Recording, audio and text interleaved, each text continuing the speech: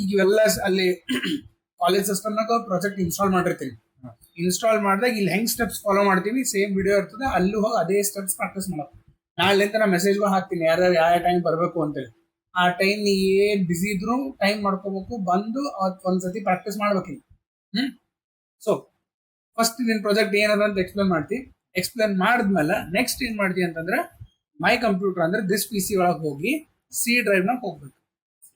C drive ಒಳಗ projects ಅಂತ ಒಂದು ಪ್ರಾಜೆಕ್ಟ್ ಅಂತ ಒಂದು ಫೋಲ್ಡರ್ ಅದ. ಆ ಪ್ರಾಜೆಕ್ಟ್ ಫೋಲ್ಡರ್ ಓಪನ್ ಮಾಡಿ. ಇಲ್ಲಿ ಎಲ್ಲಾರ್ದು ಪ್ರಾಜೆಕ್ಟ್ಸ್ ಇರ್ತಾವ. ನಿಂದು ಪ್ರಾಜೆಕ್ಟ್ ಇಲ್ಲಿ ಬ್ರೈನ್ ಏಜ್ ಅಂತ ಫೋಲ್ಡರ್ ಅದ. ಸೊ ಬ್ರೈನ್ ಏಜ್ ಕನ್ಫ್ಯೂಸ್ ಮಾಡ್ಕೊಡ, ಯಾಕಂದ್ರೆ ಅಲ್ಲಿ 3 ಫೋಲ್ಡರ್ ಅವ. ಮತ್ತೆ ಬ್ರೈನ್ ಏಜ್ ಅದ, ಬ್ರೈನ್ ಸ್ಟ್ರೋಕ್ ಅದ, ಬ್ರೈನ್ ಟ್ಯೂಮರ್ ಅದ. ಬೇರೆ ಫೋಲ್ಡರ್ ಹೋಗ್ಬೇಡ, ಬ್ರೈನ್ ಏಜ್ ಎಲ್ಲದ ನೋಡು, ಓಪನ್ ಮಾಡ್ಕೊ. ಓಪನ್ ಮಾಡಿ ಇಲ್ಲಿ 2 ಫೈಲ್. ಒಂದ್ ಏನಪ್ಪಾ ಅಂದ್ರೆ ಪ್ರಾಜೆಕ್ಟ್ ಅಂತೇಳಿ, ಇನ್ನೊಂದು server.bat.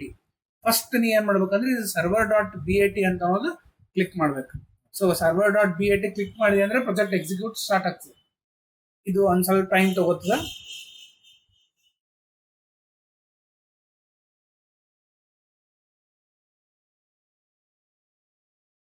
ಈಗ ನೋ ಚೇಂಜಸ್ ಡಿಟೆಕ್ಟೆಡ್ ಅಂತ ಬಂತು. ನೆಕ್ಸ್ಟ್ ಅದು ಮೈಗ್ರೇಟ್ ರನ್ ಸರ್ವರ್ ಅಂತ ಬರ್ತದೆ.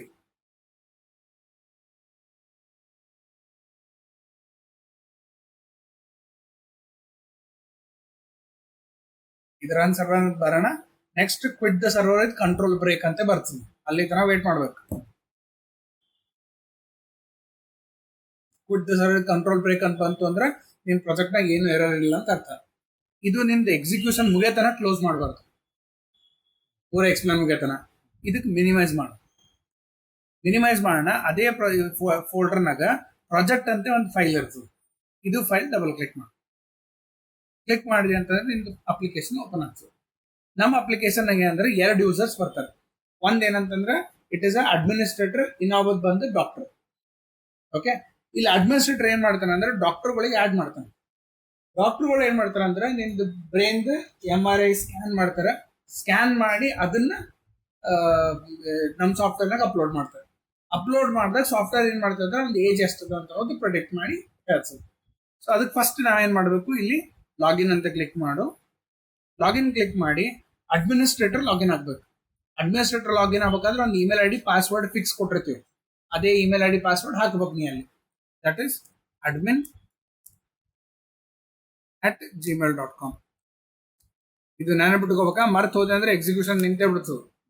ಪಾಸ್ವರ್ಡ್ ಬಂದು admin123.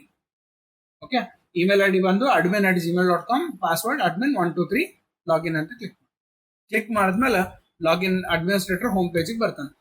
ಇಲ್ಲಿ ಏನ್ ಮಾಡ್ತೀವಿ ಅಂತಂದ್ರೆ ಆಡ್ ಡಾಕ್ಟರ್ ಅಂತ ಕ್ಲಿಕ್ ಮಾಡ್ತೀವಿ.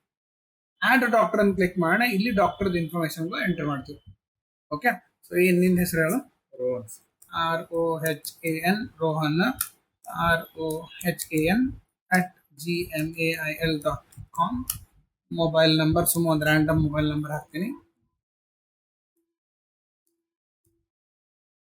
ನೆಕ್ಸ್ಟ್ ನಿಂದ ಎಜುಕೇಶನ್ MBBS ಆಗ್ಯದ, ಜೆಂಡರ್ ಮೇಲ್ ಇದ್ದೀವಿ, ಪಾಸ್ವರ್ಡ್ನು ರೋಹನ್. ಓಕೆ, ಸೊ ನಿಂದ ಇಮೇಲ್ ID ಏನ್ ಕೊಟ್ಟು ನಾ ಬಿಟ್ಕೋಬೇಕು, ಪಾಸ್ವರ್ಡ್ ಏನ್ ಕೊಟ್ಟು ನಾ ಬಿಟ್ಕೋಬೇಕು. ಅವಾಗ ರಿಜಿಸ್ಟರ್ ಅಂತ ಕ್ಲಿಕ್ ಮಾಡೋಣ. ರಿಜಿಸ್ಟರ್ಡ್ ಸಕ್ಸಸ್ಫುಲಿ ಅಂದ್ರೆ ನಿಂದ ಡೇಟಾ ಆಡ್ ಆಯ್ತು. ಆಡ್ ಎಲ್ಲಗೆ ತೋರಿಸು ಅಂತಂದ್ರೆ ವ್ಯೂ ಡಾಕ್ಟರ್ಸ್ ಅಂತ ಕ್ಲಿಕ್ ಮಾಡು. ವ್ಯೂ ಡಾಕ್ಟರ್ನ ಕೆಳಗೆ ನಿನ್ನ ಹೆಸರು ಬರ್ಬೇಕು. ನೀನ್ ನಾಳೆ ಬಿಟ್ಟು ಹೋದಿ ಅಂತಂದ್ರೆ ನಾ ಡಿಲೀಟ್ ಮಾಡ್ಬಿಡ್ತೀನಿ ಅಂದ್ರೆ ನೀನ್ ನಂಬಲ್ಲಿ ವರ್ಕ್ ಮಾಡಲ್ಲ ಅಂತ ಅರ್ಥ. ಸೊ ಅದಕ್ಕೆ ಡಿಲೀಟ್ ಆಪ್ಷನ್ ಕೊಟ್ಟಿರ್ತೀವಿ. ಈಗ ರಿಜಿಸ್ಟರ್ ಮಾಡಿ ಡೇಟ್ ಮತ್ತೆ ಟೈಮ್ ಇವತ್ತಿನ ತಗೊಂಡಿರ್ತದ. ಡಾಕ್ಟರ್ ಆಡ್ ಆಯ್ತು. ಡಾಕ್ಟರ್ ಆಡ್ ಆದ್ಮೇಲೆ ನೆಕ್ಸ್ಟ್ ಅವ ಏನ್ ಮಾಡ್ಬೋದು ಅಂದ್ರೆ ಪೇಷಂಟ್ ಡೀಟೇಲ್ಸ್ಗಳು ವ್ಯೂ ಮಾಡ್ಬೋದು. ಇದು ಪೇಷಂಟ್ ಡೀಟೇಲ್ ನಮ್ಗೆ ಬೇಕಾಗಿಲ್ಲ ಸದ್ಯಕ್ಕೆ. ನಾನು ಏನ್ ಮಾಡ್ತೀನಿ, ಲಾಗೌಟ್ ಕ್ಲಿಕ್ ಮಾಡ್ತೀನಿ. ನೆಕ್ಸ್ಟ್ ಡಾಕ್ಟರ್ ಲಾಗಿನ್ ಆಗ್ತಾನೆ. ಸೊ ನೀ ಡಾಕ್ಟರ್ ಇದೆ. ಸೊ ನೀನ್ ನಿಂದ ಇಮೇಲ್ ID ಪಾಸ್ವರ್ಡ್ ಹಾಕ್ತಿದಿ, ROHAN rohan@gmail.com, password Rohan, and click on login. Login ಆದಿ ಡಾಕ್ಟರ್ ಲಾಗಿನ್ ಆಗ್ತಾನೆ. ಇದು doctor home page.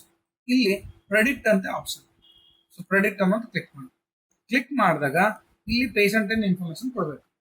Patient information ಆಗಿ ಏನು, ಅವನ ಹೆಸರು ನಂದೇ ಕೊಡಮಂತ. ನೆಕ್ಸ್ಟ್ ಅವನ mobile number 9845356246.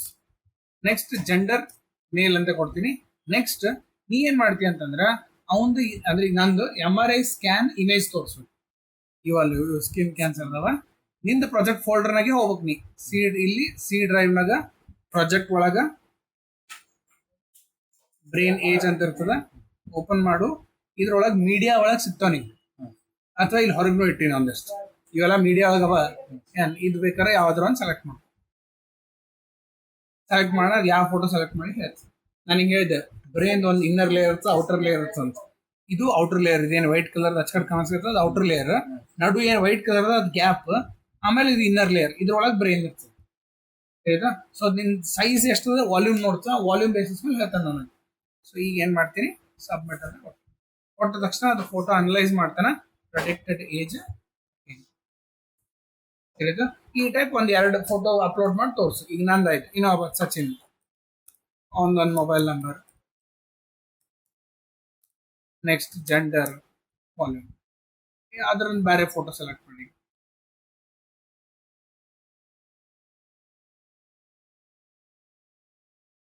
And click on submit.